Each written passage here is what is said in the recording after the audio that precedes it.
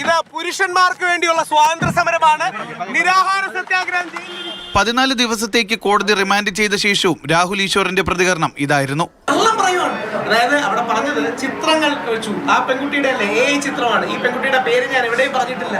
അങ്ങനെ കള്ളം പറഞ്ഞ ഒരാളെ കൊടുക്കുന്നതിന് നമ്മുടെ മാധ്യമങ്ങൾക്കും പൊതുസമൂഹത്തിനും ഒരു ദണ്ഡം വേണ്ടി. തിരുവനന്തപുരം അഡീഷണൽ CJM കോടതിയാണ് റിമാൻഡ് ചെയ്തത്. ജയിലിൽ നിരാഹാരം ഇരിക്കുമെന്നും ഇത് കള്ളക്കേസാണെന്നും പോലീസ് വാഹനത്തിലിരുന്ന് രാഹുൽ വിളിച്ചു പറഞ്ഞു.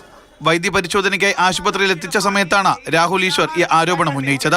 ജയിലിൽ നിരാഹാര സത്യാഗ്രഹം അത് കോടതിയെ പോലീസ് തെറ്റിദ്ധരിപ്പിച്ചതാണ്.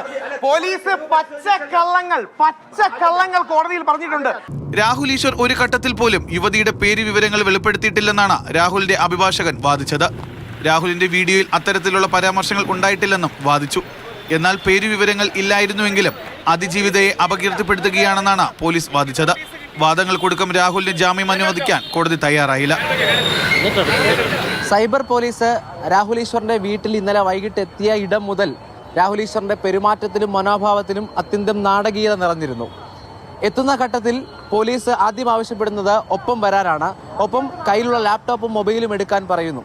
ആ ഘട്ടത്തിൽ ലാപ്ടോപ്പ് മാറ്റിവെക്കാമെന്ന് രാഹുൽ തീരുമാനിക്കുന്നുണ്ട്. സാറേ എങ്ങോട്ടാ കൊണ്ടുപോകണം സാർ?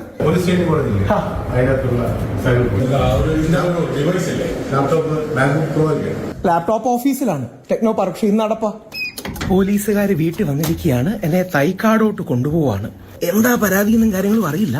ഞാൻ അഥവാ തിരിച്ചെത്തിയില്ലെങ്കിൽ ഈ വീഡിയോ അപ്ലോഡ് ചെയ്യും. തന്നെ പോലീസ് വിളിപ്പിച്ചു എന്ന മാധ്യമങ്ങളെ വിളിച്ചറിയിക്കുന്നത് രാഹുൽ ഈശ്വർ തന്നെയാണ്. പെൺകുട്ടിയുടെ ഫോട്ടോയും ഐഡന്റിറ്റിയും റിവീൽ ചെയ്തു എന്നാണ് പറയുന്നത്. പക്ഷേ രാഹുൽ ചേട്ടൻ അങ്ങനെ ചെയ്തിട്ടില്ല. നിങ്ങൾക്ക് എല്ലാവർക്കും ചെക്ക് ചെയ്യുമ്പോൾ അറിയാം, സോഷ്യൽ മീഡിയയിലാണെങ്കിലും യൂട്യൂബ് ചാനലിലും ഒക്കെ ഉണ്ടെന്നാണ് പറയുന്നത്.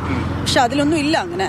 കാര്യങ്ങൾ കസ്റ്റഡിയിലേക്കും തുടർന്ന് അറസ്റ്റിലേക്ക് കടക്കുന്ന ഘട്ടത്തിലൊന്നും തന്നെ ഒന്നും ബാധിക്കില്ല എന്ന മനോഭാവത്തിലായിരുന്നു രാഹുൽ ഈശ്വർ തുടർന്നത്. ആ പെൺകുട്ടിയുടെ ഫേസ് ഫോട്ടോ കൊടുത്തിട്ടില്ല, ഐഡന്റിറ്റി റിവീൽ ചെയ്തിട്ടില്ല. വീട്ടിലോട്ട് കൊണ്ടുപോകണേ, ലാപ്ടോപ്പ് എടുക്കാൻ വീട്ടിലോട്ട്.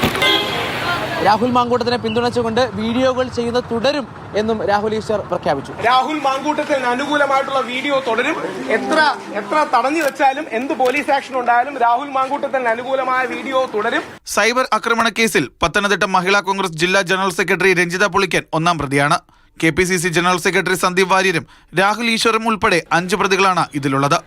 Team Mathrubhumi news, Thiruvananthapuram.